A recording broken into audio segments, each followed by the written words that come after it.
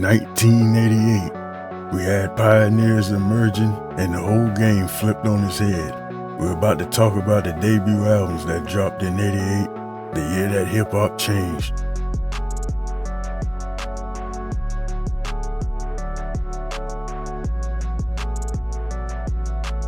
When you think about the South running things in hip-hop, you gotta pay respect to the OGs, and that's where the Ghetto Boys come in. This was straight from the streets of Houston. Making Trouble, their debut album, dropped in 88, and it was not received well. They were viewed as just some Run DMC types. DJ Ready Red, Jukebox, and Johnny C were on this album, with Bushwick Bill as a hype man. Jukebox and Johnny C were replaced with Scarface and Willie D, and brought more of the gangster sound we know them for today. They dropped truth bombs about the life in the Fifth Ward, about poverty, about violence, about survival. It was real, it was harsh, and it put Southern hip-hop on the map. Making Trouble didn't blow up on the charts, but the album We Can't Be Stopped did, as it ended up going platinum. It proved that the South had a voice, and a powerful one. It laid the foundation for that Houston, Texas sound, and for future artists all over.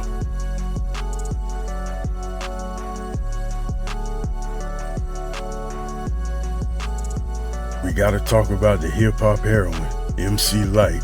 Her debut album, Light as a Rock, was a revelation. Female MCs used to be seen as novelties, but Lyte came through demolishing stereotypes with her razor-sharp rhymes and a flow that could go with any other dudes. She was the first woman with a major solo rap album. She was confident, she was fierce, and she owned the mic. She was speaking for the sisters, telling their stories, representing their strength and their struggles.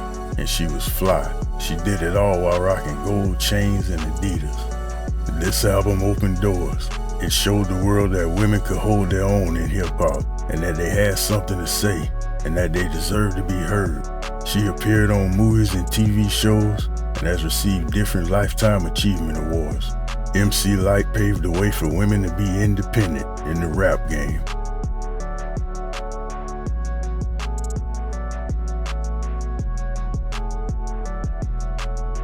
Hip-hop wasn't always serious. Sometimes you want to have a good time, and Kid and Play brought the party with their debut album, Too Hype.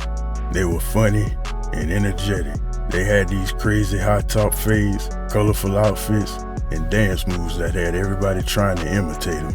They were the life of the party. Too Hype was all about good vibes. It was lighthearted, and it was impossible not to move to. This was the soundtrack to house parties and school dances all across the country.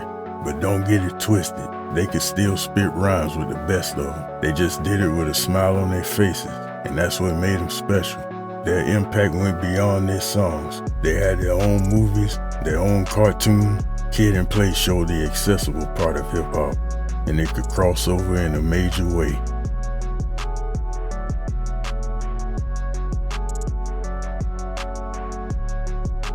Let's talk about another one of the greats, Big Daddy Kane.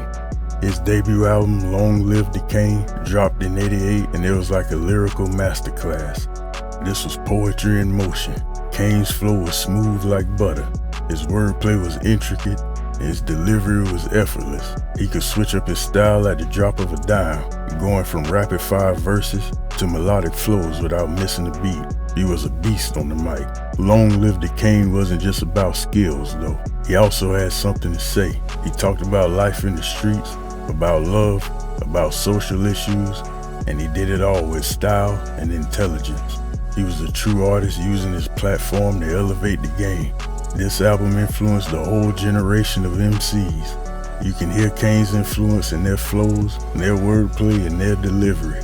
He set the bar high and pushed everyone to step their game up. He's known as a top 10 MC by many publications and his own peers.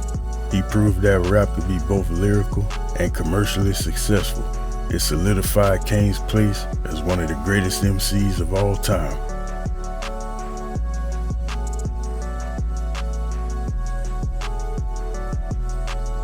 Now let's talk about a true original, Slick Rick. His debut, The Great Adventures of Slick Rick, dropped in 88, and it was like nothing we heard before. It was like a movie for your ears. Slick Rick was a storyteller, and he painted pictures with his words. He had a unique voice with his British accent that set him apart from everybody else, and he used it to weave these incredible tales of street life, love, and adventure. From Children's Story to Lottie Dottie, every track on this album was a mini movie. He created these characters, these scenarios, these worlds that you could just get lost in. And he was always dressed to the nines, rocking the eye patch, the gold chains, and the Kangol hats. He was a true hip-hop icon. The Great Adventures of Slick Rick is a classic. It's an album that stood the test of time and continues to influence artists today. He showed the world that hip-hop was more than just beats and rhymes.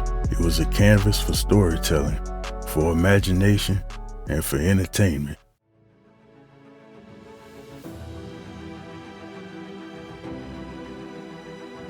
Hip-hop went places around the globe it never been before, and MC Hammer was leading the charge.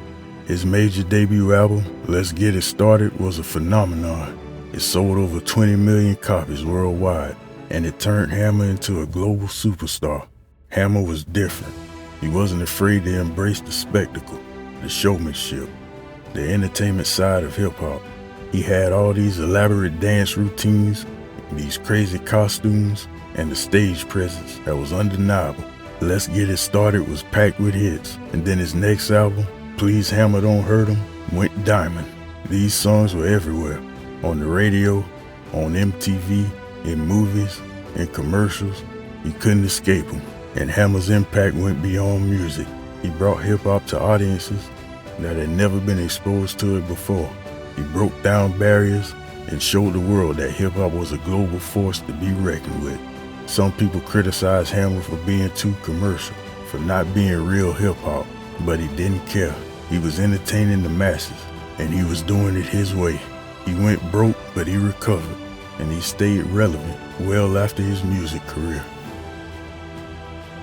We scratched the surface of what made 1988 a pivotal year in hip-hop. Without these pioneers, hip-hop wouldn't be what it is today. They expanded the boundaries of the game, and they paved the way for countless artists to come, like the artists who came in '89. But for 1988, it's a wrap.